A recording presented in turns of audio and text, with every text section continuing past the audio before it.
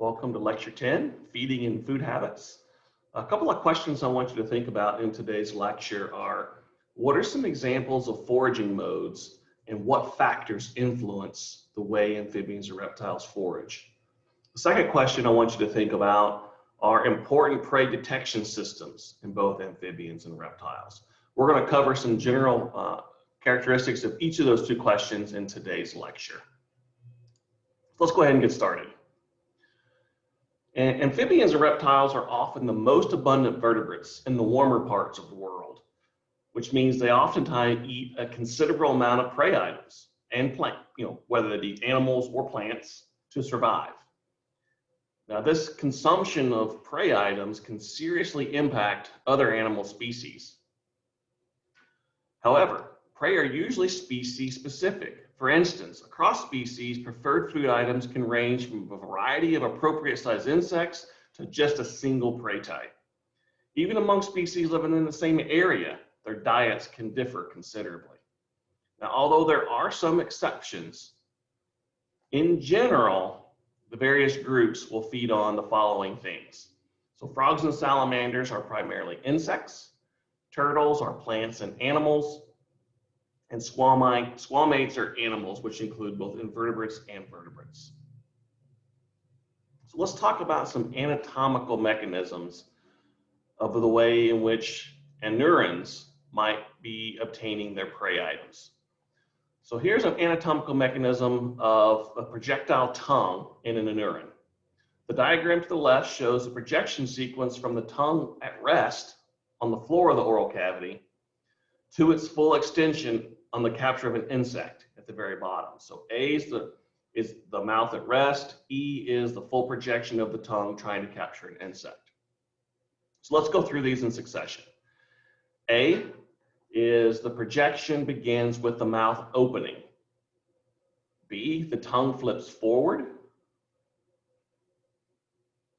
C, the tongue is fully extended and turned upside down, and the dorsal surface of the tongue tip encircles the prey. In D, the muscles contract and retract the tongue back inside the oral cavity. Now the diagram of the right shows the same succession, just with a line drawing of the entire front half of the, in this case, Rhinella marinus, which is the marine toad. Now contrast what we just learned with the anurans with the projectile tongues and salamanders. And we have a lot of diversity, particularly within the family Plethodontidae. So here we're comparing the tongue protrusion by various plethodontid species. Letter A, we have minimal protrusion. Letter B, we have modest protrusion. Letter C, we have a free tongue and considerable protrusion. And then letter D, we have a free tongue and extreme protrusion. In some salamander species, the length of the tongue equals half the length of the body. So incredibly long tongues for some of our salamander species. What about some of our squamates? Here we have the hyoid bone, the projectile tongue of our chameleon. The hyoid bone is a piece of cartilage that serves as a rigid base of the tongue. Think of the hyoid bone as an arm and the tongue as a sleeve that's pushed up over the arm. The tongue is launched from the hyoid bone with the use of ringed muscles in the tongue. And these are those ringed muscles. Here's the tongue slid over the hyoid bone. And that tongue is protruded. And again, you can see the length of the tongue in some of our chameleon species. And again, if you search the Devon Lab videos, you'll see projectile tongues of salamanders, frogs, and chameleons. So if you just do a YouTube search for Devon Lab videos, you should see some really interesting foraging videos using projectile tongues. So those projectile tongues are used in combination, at least with amphibians, with an intermaxillary gland. This intermaxillary gland secretes a really sticky compound that helps prey adhere to the tip of the tongue. That's found in both frogs and salamanders. Reptiles, on the other hand, some species possess venom glands, which are modified salivary glands. These modified salivary glands are very well developed in reptiles. Some contain venomous properties. which will help to both subdue as well as begin digesting of the prey item. And we'll talk more about that in a minute. So how are some of these venom systems delivered in some of our squamates, particularly our snakes? And let's first talk about the opisthoglyph. Opisthoglyph snakes are rear-fanged snakes. So here you can see this is the tip of the snout of the snake. This will be the throat. Here are the eye sockets. Here are the front teeth, and here are those back fangs all the way in the very back of the mouth. So these are rear-fanged snakes. They possess weak venom injected by a pair of enlarged teeth at the back of the maxilla, which are normally angled backwards and are grooved to channel venom into the puncture wound. Now, these fangs are not located at the front of the mouth, and so in order to envenomate a prey item, opisthoglyphous snakes must move the prey to the rear of the mouth and then penetrate it with its fangs. This does present difficulties with large prey, although they can quickly move smaller prey or a human finger into position. And so one of the species that we have in Indiana that's an opisthoglyph is our hognose snake. They do have very weak venom toxicity. It's basically been described as having a similar allergic reaction to that of a wasp or a bee sting. Let's move on to our proteroglyph or elapid snakes. These are forward grooved. These have shortened maxillary bearing fangs with few teeth, except for these enlarged fangs. So these are fixed fanged snakes. And now we have a hollow tube. So this is essentially like a needle or in syringe that allows these snakes to inject venom from the front of the mouth into their prey items. Because the fangs are only a fraction of an inch long, even in the largest species, the snakes must bite, hang on, at least momentarily, as they inject their venom. And many of the species of the proteroglyphs are some of our most toxic, possessing neurotoxin, things like our cobras and brown snakes that you find in Australia. And lastly, we have our selenoglyph, which are typically found in our viperrid snakes. This is the most advanced venom delivery method system of any snake. Each maxilla is reduced to a nub supporting a single hollow fanged tooth. These fangs can be as long as half the length of the head. In some of our species, like the gaboon viper, the fangs can actually be 2 inches long. Since these fangs are so long, they're actually folded against the roof of the mouth. So these are called hinged fangs. The proteroglyphs are fixed fangs, like our cobras are fixed. Our selenoglyph are hinged fangs. Once a selenoglyphous snake opens their mouth, almost 180 degrees, the fangs swing into position and allow them to penetrate deep into prey. Now, the selenoglyph venom is typically a little less toxic than that of our proteroglyphs, and it's also a hemotoxin, whereas our proteroglyphs are a neurotoxin.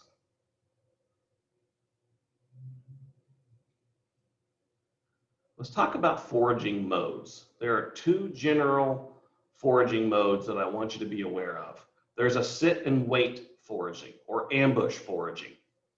And in this type of foraging, there's very little investment in time and energy searching for prey. You're sitting and waiting for the prey to come to you. Most energy is spent on capturing and handling of prey. Animals that employ sit and wait foraging generally have very well-developed eyesight or special organs like a Pitt's organ in vipers or the labial pits in our boids. And they also rely on cryptic coloration so that they can blend into their environment and ambush their prey. Active foraging, on the other hand, are where animals, the predators themselves, are moving through the environment in search of their prey. They use a combination of visual and chemical cues for prey detection. Now, those are the 2 extremes. There's likely a continuum of foraging modes, and some species fall somewhere in between. But again, there are some pretty salient differences between sit and wait and active foraging. And this particular table does an outstanding job of highlighting the correlations between an animal's natural history and the type of foraging mode that it has. So if you think about characters, whether they're natural history or some aspect of their natural history, it's coupled with the sit and wait or active mode of foraging. So foraging behavior does not evolve in a vacuum. So there are numerous ecological, behavioral, physiological, and life history parameters that correlate with foraging modes. And this foraging ecology has profound influences on several aspects of an individual's biology. Now, many of these correlates are intuitively obvious. So for instance, sit and wait usually does not move, thus they expect it to be visually oriented or even use thermal cues and have cryptic coloration. All of that makes sense. In other words, the natural history is directly correlated with this foraging mode. So I'm not going to go through this entire table with you, but I will expect you to know these relationships and be able to refer back to them on in-class quizzes or on our final exam, because there's a lot of information that can be gleaned. And again, I think this table does an outstanding job of showing how important natural history is in dictating how an animal might be actively sitting and waiting for food to come to it or actively foraging for the prey items itself. So continue to go back to this. We're going to come back to this over and over again for the rest of the semester. So now that we've talked about the two different types of foraging modes, what are some factors influencing foraging behavior? Let's first talk about external factors. And there's four that I want to highlight. The first is prey availability. The second is predation risk. Third, social interactions. And fourth, habitat structure. So these external factors are all things that the animal itself has zero control over. So if you're a five-line skink, you have no control over how available your prey is, or the amount of predation risk you're going to have to use if you're actively foraging for a cricket, or how the social interactions within your habitat or the diversity of the structure of your habitat. That particular five-line skink has no influence over those external factors. It does, however, have some internal factors that might influence how that particular five-line skink is foraging for its food. The first is quite simple. How hungry is it? If it hasn't eaten in several days, the hunger may be influencing how, when, and to what extent that individual is searching for prey. The amount of learned experiences, which is also coupled with age. The younger and more inexperienced you are, clearly affects your foraging behavior, as well as your sex and reproductive state. We talked in a previous lecture of the differences between male and female lizards, particularly during the breeding season, and how they might be spending and investing their time. Males may have a heavier investment in maintaining territories or home ranges in search of females to reproduce with and spend less time foraging, whereas females may spend more time foraging to produce the eggs that are very costly and energetically expensive, as we've also talked about. Genetics is also an internal factor that might influence your foraging behavior, as well as your dietary preference. So there are 6 things that I want you to remember with regard to internal factors that influencing your foraging behavior. And last is our phylogenetic factor. Things like sensory limitations. What are your limitations from a phylogenetic perspective that allow you to detect prey? Perhaps there are morphological characteristics that influence your foraging behavior. Physiological constraints. Maybe it's too cold, maybe it's too warm, and you're not able to fully operate under those thermal conditions. And then perhaps there are other behavioral considerations that you might want to take into account with regard to foraging. Now, amphibians and reptiles can detect prey using a whole suite of different cues. Visual cues, chemical cues, tactile cues, and thermal cues. Many species use a combination of these cues to detect prey. So these are not mutually exclusive. So any of these or any combination or all of them could be part of the repertoire that a particular individual is using to detect prey. So let's talk about visual prey detection and some characteristics that species that really rely on visual prey detection have in common. First, they're mostly used by sit and wait predators. Sit and wait predators usually have very large, well-developed eyes. And they discriminate their prey based on size and shape. They oftentimes have binocular perception so that they have the ability to detect the depth and the distance more accurately than those species that lack binocular perception. And many species that utilize visual prey detection must align their heads and entire body axis with that of the prey before attacking. And if you've ever watched any YouTube videos of a frog or salamander trying to consume a prey item, you'll oftentimes notice that they will orient themselves just as this suggests, with their heads and body axis in line with the prey before lunging and trying to consume the prey item. What about chemosensory? Let's focus on olfaction. Olfaction is prey location identification by sniffing or rapid buccal pumping. And you can see that in some of the frog videos that you might be watching on YouTube, where the lower portion of the mouth is pumping up and down. It's bringing air over the specialized epithelial cells in the nostril and taking that information to the brain to be processed. So this epithelium in the nasal cavity is detecting airborne odors. And so in effect, olfaction is a long distance detection system. So olfaction, long distance detection system. And it's recognized as the main feeding sense in both salamanders and lizards. Well, what about vomeroolfaction? Vomeroolfaction is sensitive to high molecular weight compounds, which are transported to oral and nasal cavities by the snout or the tongue. This is a short range identifier, whereas olfaction is long range, vomeroolfaction is short range. It's recognized as the main feeding sense in some salamanders, lizards, and most snakes.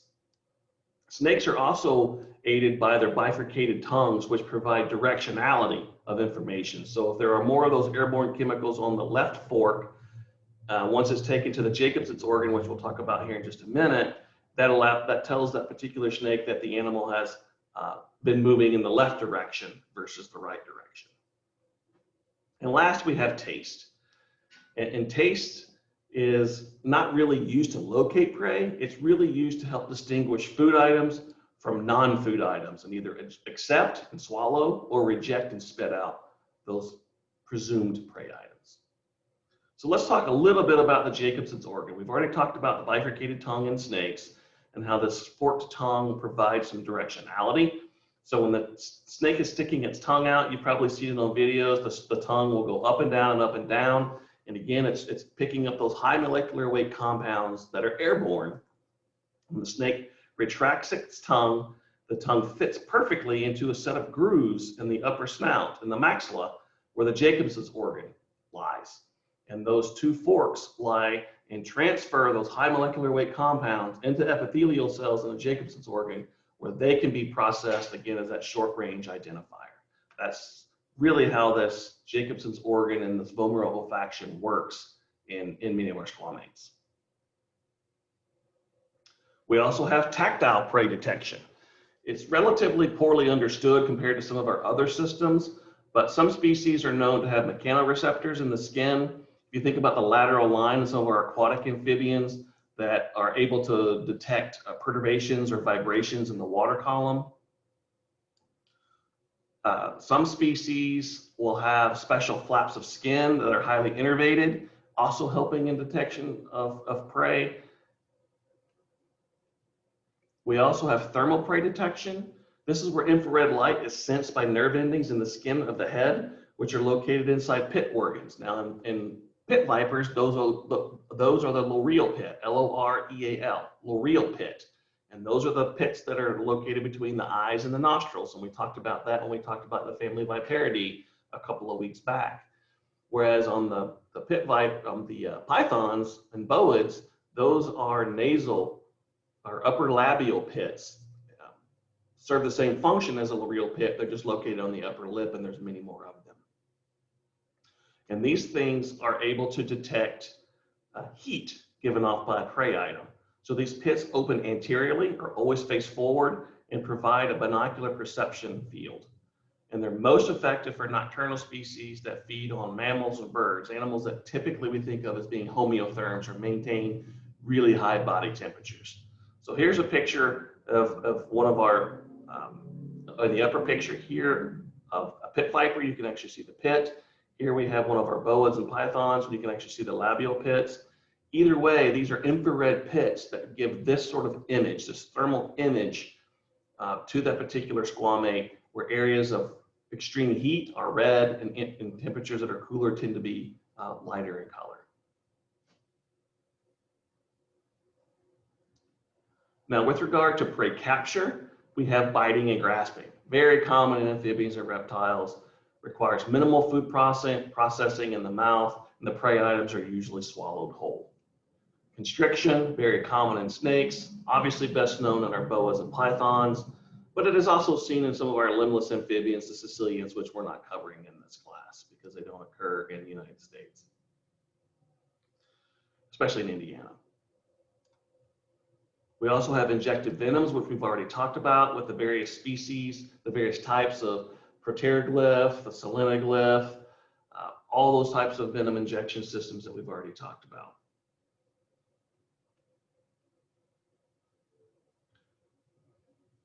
We also have filter feeding. This is mostly used by tadpoles, since the diet of most tadpoles consists of algae. And tadpoles have very large buccopharyngeal cavities. 1/2 the volume of the head is the buccal cavity. And it allows them to move their buccal floor up and down, and it forces water through the gills, thus picking up small particles of algae, and then allowing that to be moved into the esophagus and be swallowed. Suction feeding, this is typically species that have really large heads, things like our alligator snapping turtle or common snapping turtle, our eastern hellbender. The prey is vacuumed into the mouth by the rush of water flowing into a reduced pressure oral cavity. So they open their mouth and water rushes in, they close their mouth, they expel the water, and the prey item stays inside the mouth. Much like what Dr. Christie probably talked about with fishes. And of course, we have our projectile tongues, and we've talked about that in today's lecture, so I won't go into any more detail on how they work and the glands that are associated with projectile tongues, at least in amphibians. So in general, when you're thinking about food habits, specific food habits depend on the following things: feeding adaptations of the animal, the size of the animal, and prey capturing methods, the habitat in which the prey are found in, the relative abundance and size of prey available at time of feeding. And we'll talk about how this fits in to the predation and defense and social systems in subsequent lectures. So with that, I'm going to stop there, stop sharing, and we will see you guys in the next lecture.